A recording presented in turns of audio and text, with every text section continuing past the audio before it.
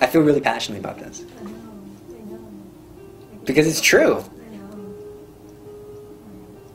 And so when I see an immodest girl, I think emptiness, sadness. Even if they're not acting immodestly, I feel sad.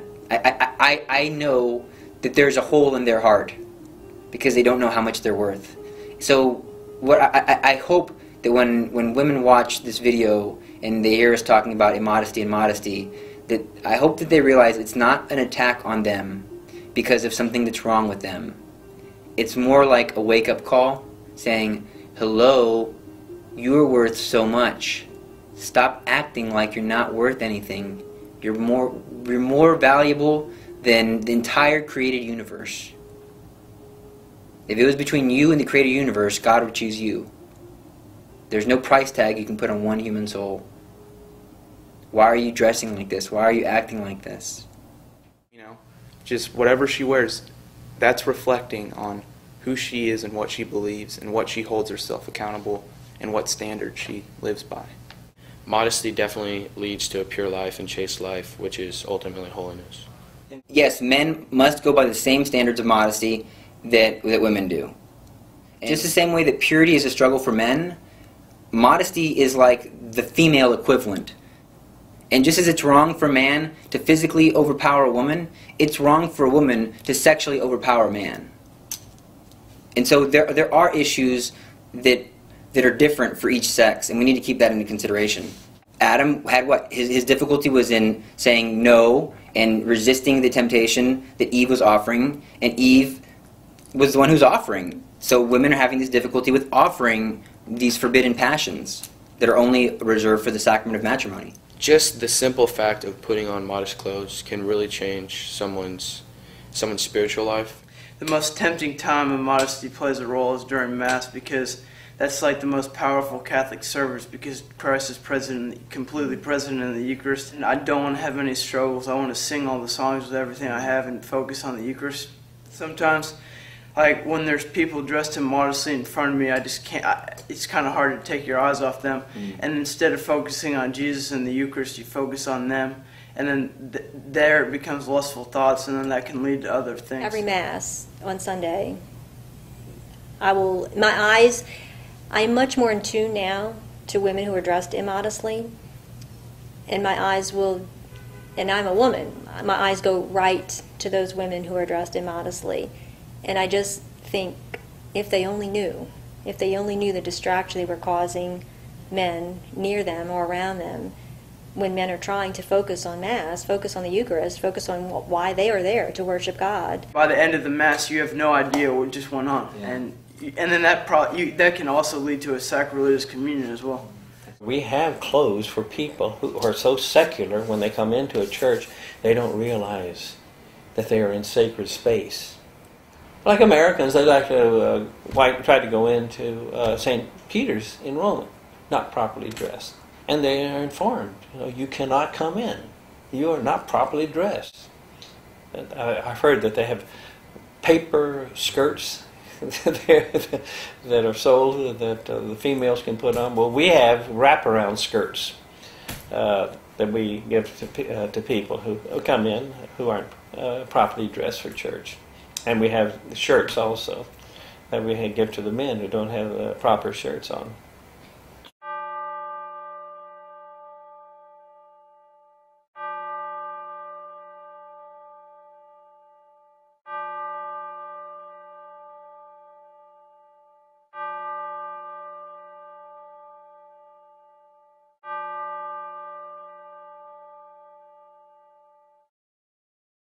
So have you ever heard a sermon preached about immodesty?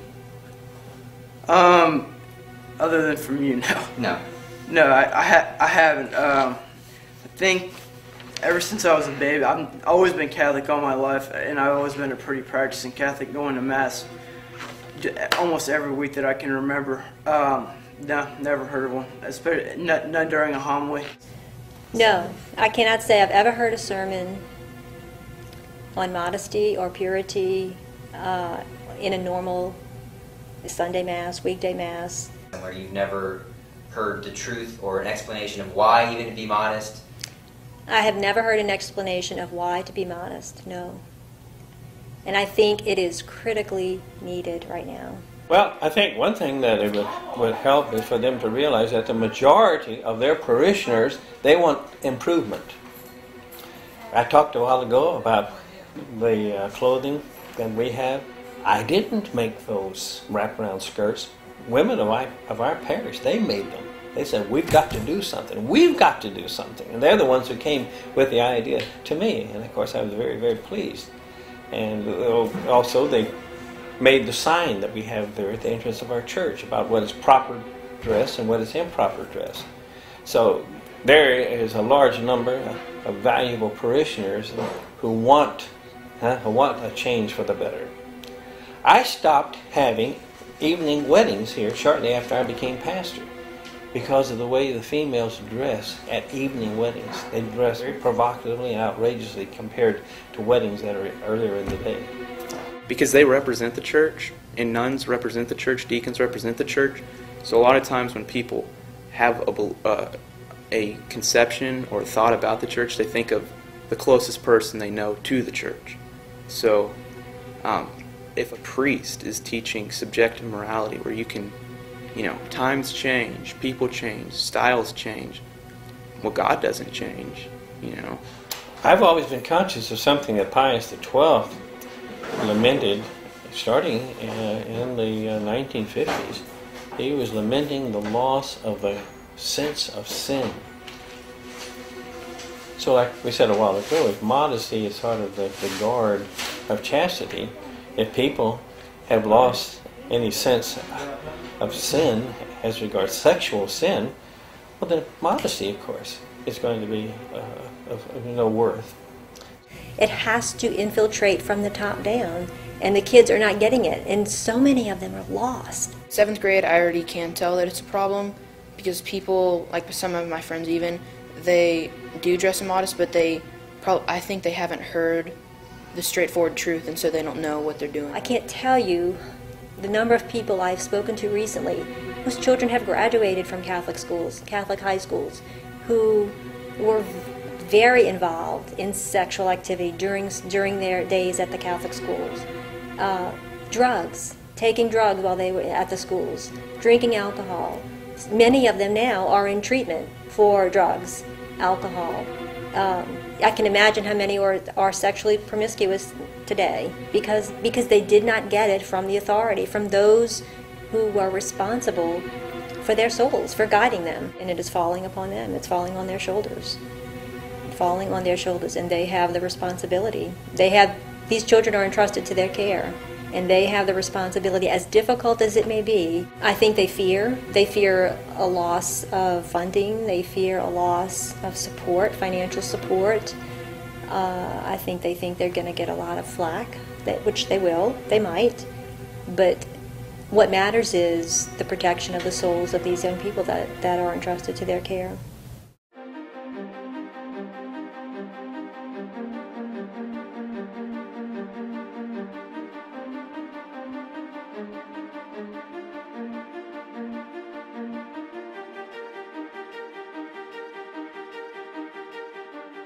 Almost all of the girls' sports have immodest clothing, really. Yes, a school definitely sends mixed messages. There is a double standard.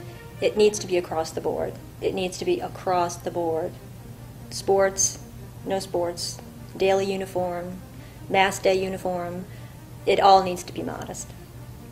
There is no reason why a sports uniform is immodest. There's no reason for it. Volleyball, I mean, the shorts, you can see part of their butt cheeks. That is so unnecessary.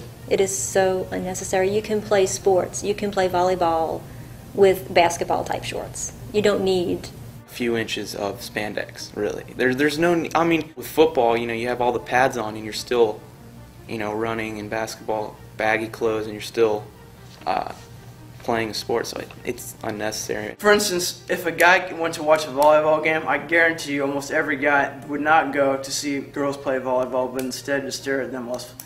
So, obviously, if we're trying to live these standards of modesty, there are going to be girls and boys who have committed themselves and this goes for boys too, no sleeves, that's not appropriate. Doesn't matter what your sport is. There are people who are swimmers, maybe they're training for the Olympic swim team, wearing tight clothing.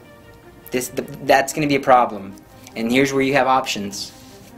It is not an option to continue playing your sport in your immodest clothing. That's not an option if you care about going to heaven, if you care about the good of your soul. Now, I can't judge you in the grave matter and consent and you're deliberate and all these little specifications, but objectively speaking, you're preferring to wear immodest clothing and play in this sport than the love of Jesus Christ.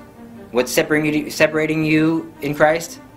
My desire to run on the track team, my desire to go swimming.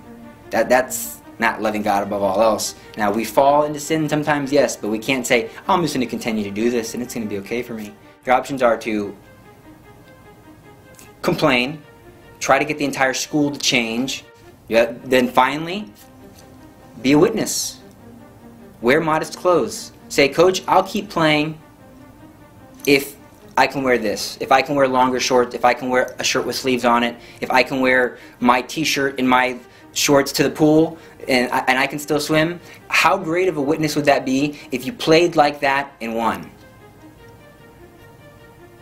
That'd be amazing. If you're the best soccer player on that team, go modest and kick the other team's you-know-what. And then that would be a real witness. The day that, the Olympic swimmer is wearing long shorts and a t-shirt and is beating, Michael Phelps. That's going to be amazing. Those are your options. Quit or be a witness. It only takes one girl to start a revolution.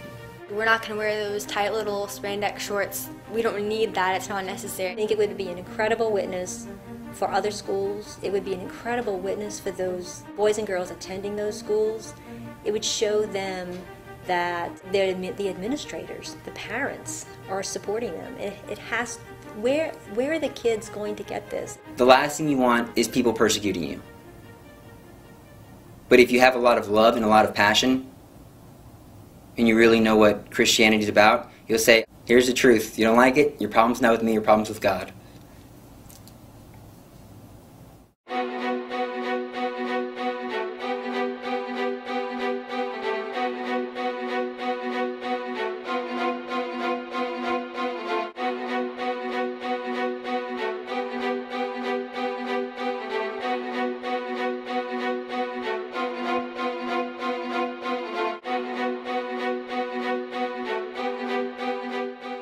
I'm so convinced that a mother, it has to come from her mother. The mother sets the standard in the home according to dress. She has to see her mother dressing modestly. If the girl does not see her mother dressing modestly, she won't dress modestly. If it's not important to mom, it won't be important to the daughter. If you're a mother and your daughter's trying to be modest, and she's having difficulty because she does not own the clothes because you don't have enough money, don't go to dinner. Don't go buy a new car. Don't go rent a movie. Go to the mall and buy your daughter some clothes. If your daughter has immodest clothing, support her, help her get rid of it, and say, don't worry, we'll go buy you some new clothes. We'll go right now. If you are choosing to become modest, say you don't have a whole lot of modest clothing or whatever, it would be hard for you to decide to become modest by what's in your closet. It happens in the dressing room. Like that's where the beginning of modesty is, because if you don't have modest things in your closet, you can't be modest. They need to do this, or else they're never going to change. They'll just have this guilt feeling every time they see me. They'll have this guilt feeling every time they go to church. Every time some guy looks at them cross-eyed, they're going to have this guilt feeling. They don't need it. If they'll go to their closet, get rid of all of the immodest clothing. If for some reason they can't afford to go buy new clothing right now, well, they need to look at their clothing that they have and take a weekend or an evening, look at the clothing they have, and pair things together that they can layer up to be modest until they can afford to go modest clothing. And in the meantime, get that immodest clothing that they can't layer up and throw it in the trash. Don't even give it away. You have to, test what you try on. Like, when I sit down, what is this going to do? Is it going to come up? Are there sleeves? Like, what does it do in the back?